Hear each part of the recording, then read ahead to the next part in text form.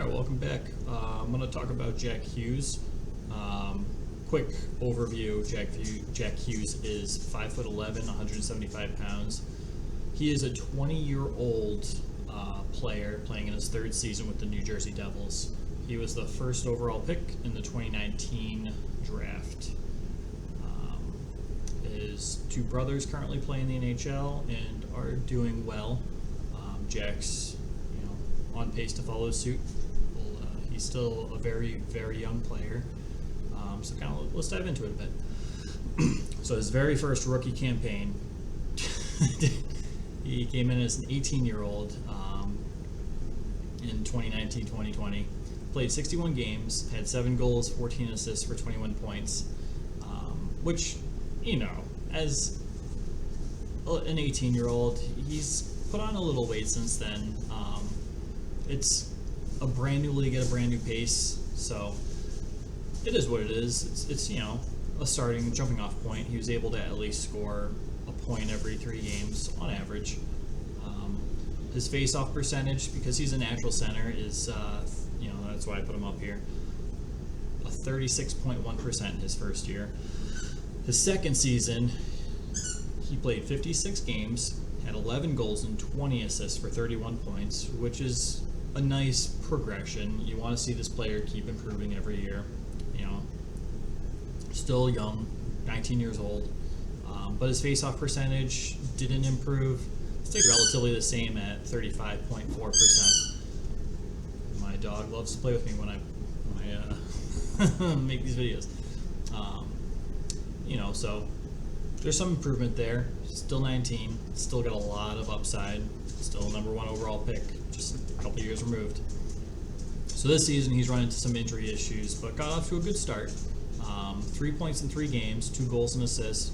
His face-off percentage increased quite a bit to 42.9%, about 43%.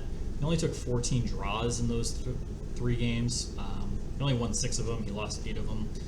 So we'll see. That's definitely an area of his game he needs to work on if he's going to be a center. Which, I like him in the center spot. I think he plays well as a center as opposed to a winger. So, hopefully maybe this offseason he really puts in some work and becomes a good face-off guy. As long as you hit 45%, you can get away with it in the league. It's preferred you're above 50%, especially as a top 2 line center in this league, but anything's better than being in the 30%. That's terrible. But still very young. I'm not taking anything away from him. There's a lot to learn. There's a lot of adjustments that need to be made when coming to the NHL, especially I can't reiterate this enough, especially as a brand new 18-year-old. So the reason I'm talking about Jack Hughes is because he just signed an 8-year, $8 million per year contract with the Devils for a total of $64 million in terms of cap hit. His first year, he gets a $2 million signing bonus at the beginning of next season. This season, he's still making $925 a season for this season. So that contract is effective the beginning of next season, the 2022-2023 season, all the way to the 2029-2030 season. So it's he's going to be a Devil for 9 more years, most likely, assuming he doesn't get bought out or traded. So it's interesting. The Devils clearly have a forward thinking in their front office. They have Nico Hischier, who's locked up for the long term at $7.25 million. They have Jack Hughes locked up for the next 8 years at $8 million. The cap's supposed to go up gradually the next few years. I think it increases $1 million next year, and I think it's supposed to increase $1 million the next year, but that hasn't been confirmed yet. So they're hoping in the long term, when the contract expires and the pace in which Jack Hughes grows, and same with Nico Hischier, they'll both be steal contracts, and that could most certainly happen. Personally, I think it's a little premature to be making this contract offer. I get it, or this extension. I get it. I totally get it. I'm not opposed to it. I think it's just a little risky, but I think this the state of the Devils organization, considering that, you can make a few risks here and there. You have cap space to play with. You have a bunch of prospects who are looking to pan out very well. They're really coming together as a team. They're playing a lot better this year than they did last year. We'll see if they can keep it going. So, would I make this move if I was on, say, I don't know, the Toronto Maple Leafs? Aside from Kyle Dubas, I know Kyle Dubas might, but with any other rational GM, probably not. Most times when you see a young player who has a high ceiling coming into the league, hasn't quite produced at an elite rate yet or a superstar rate, you give him a bridge deal, and that may be, I don't know, 2-3 years. I'd probably give Jack Hughes 2 years, give him a chance to really prove himself, play a full season, really solidify himself as that number 2 center, or number 1, depending on how fast he accelerates and develops. But we'll see what happens. I think it's a risky move, but I think in the long run, it could pay off if Hughes hits his ceiling or if he develops the way he's anticipated to. I think if you give him the bridge deal, you're kind of putting yourself in a position where you're probably going to pay more money in the long term. So you give him, like, I don't know, a $4 million extension, $4 million cap hit for 2 years, and then what if he scores a point per game? You got to give him, you would think, Kaprizov and Pettersson money, considering his age. He, at the age of 22, 23. And he's producing that much, you think he's in for a substantial pay raise, way more than the $8 million annual average. So we'll see. The Devils are kind of in a weird time with their cap. They currently have about $8.8 million in cap space. Obviously, Jack Hughes will take up $7 million of that next year, but Subban's contract expires after this year. There is no way he's getting $9 million a season, especially out of the Devils. That's absurd. He has not played up to that contract. He's in the news countless times for negative things. Multiple slew foots. He has the nickname Sluban this year. He's not liked in a majority of fan bases. So it'll be interesting to see what they do with him. They've been playing him a lot, kind of relying on him quite a bit as a top line defensive player. It's a young, growing, developing team, and I don't think there's any expectation to win the Stanley Cup this year, so that's okay. There's no shame in doing that.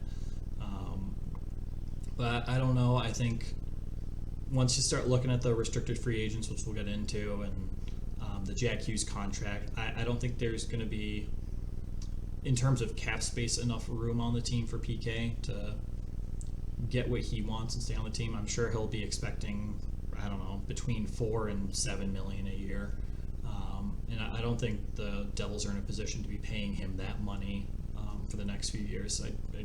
I don't see that happening unless Subban's willing to take a significant discount to stay in New Jersey.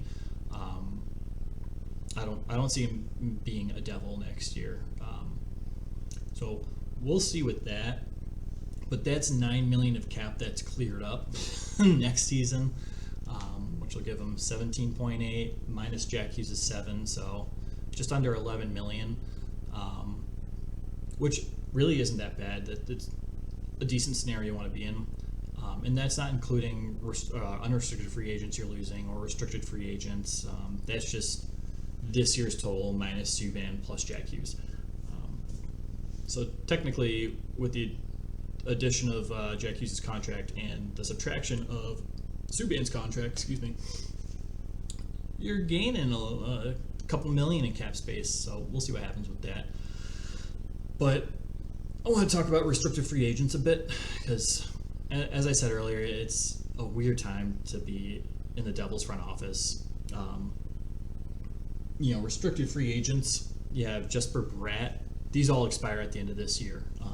Jesper Bratt, Pavel Zacha, they're both due for a pay raise. You have a few other notable players in here as well. You have Colton White, Miles Wood, Jesper Boquist, Tice Thompson. Sorry, it's like I don't remember misspelling that. It's because my C kind of looks like an E. And oh man, Christian Jaros. So you're gonna have to spend a little money there to keep some of these players. You know, Pavel Zacha and Jesper Bratt are kind of at the top of who you think they would sign. Those have been key pieces for this team. Both having decent years. I love Pavel Zacha, and Jesper Bratt's been coming along very nicely in his development. So we'll see. I hate playing against Miles Wood when I'm rooting for a different team than the Devils, but I really like Miles Wood's game too. Boquist, they have a lot of fantastic young pieces, but they're going to have to start spending money on at some point soon. All right, so I also want to talk about Mackenzie Blackwood. Mackenzie Blackwood has been their clear-cut number one starter at this point throughout the season. He's been fantastic. I watched every Bruins game last year, and the Devils had the Bruins number, and we got to see Mackenzie Blackwood and Scott Wedgwood play against the Bruins, and oh man, they're both excellent goalies. I think Wedgwood had a tougher time because the defense tended to not play as well in front of him as they do with Blackwood, and that's all right. Dude's in Arizona right now, literally giving Arizona their wins, so they don't become the new NHL record holder of having the worst record of all time. Capitals, it's still yours. So Blackwood, I think he makes about $2.7 million a year. Apologies, he makes $2.8 million a year for his cap hit for this season and next season. And then he's a restricted free agent. You would think he'd get starting goaltender money if he can keep this up. He's playing excellent hockey right now. I think he is the future goaltender of the Devils, no question. We'll see. We'll see what happens. I'm curious to see what happens with their cap. I'm curious to see what you guys think of the Jack Hughes signing. I'm torn both ways. I hate it, but I love it at the same time. It's a risk, and the Devils can take that risk, but we'll see if that risk pays off or if it ends up hurting them in the long run. You don't want to end up with it won't be as bad, but a Kovalchuk situation where you sign this player to a substantial contract for the long term, and it just does not pan out in any sense of it. Both players have a lot of upside, or Kovalchuk had a lot of upside. We'll see what happens. I'm curious, very different scenarios. I know they're not comparable, but again, we'll see what happens. Let me know what you think. You like this? You hate it? Let me know. I'm all here. Be nice to each other. I'm up for some discussion. This is an intriguing one. I'm really excited to see how this plays out in the next few years. That's all on Jack Hughes for now, and take care.